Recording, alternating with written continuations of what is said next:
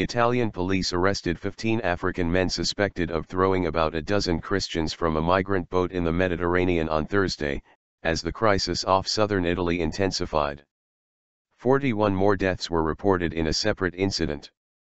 Police in the Sicilian capital Palermo said they had arrested the men, from Ivory Coast, Mali, and Senegal, after survivors reported they had thrown 12 people from Nigeria and Ghana to their deaths and threatened other Christians. The 15 were arrested on charges of multiple homicide motivated by religious hatred. The motive for the resentment was traced to their faiths, police said. 12 people are said to have drowned in the waters of the Mediterranean, all of them Nigerian and Ghanaian.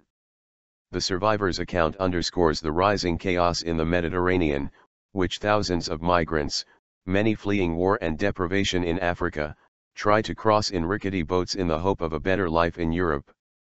Around 20,000 migrants have reached the Italian coast this year, the International Organization for Migration, IOM, estimates. Fewer than arrived in the first 4 months of last year, but the number of deaths has risen almost ninefold. Almost 450 people are now thought to have died this week after rescued migrants brought to the Sicilian port of Trapani on Thursday said 41 others traveling with them had drowned. About 400 died earlier this week when passengers crowded to one side of their boat, causing it to capsize, survivors said. Traffickers take advantage of a breakdown of order in Libya to charge some $1,000 for every migrant to whom they give a passage. Some also turn violent, threatening coast guards with machine guns to avoid having their boats confiscated.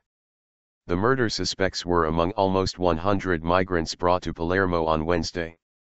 The arrests were made on the basis of testimony from about 10 survivors, who said they had left Libya in a rubber boat on Tuesday, police said. Italy phased out a dedicated maritime search and rescue operation called Mare Nostrum or RC late last year, making way for a European Union border control mission.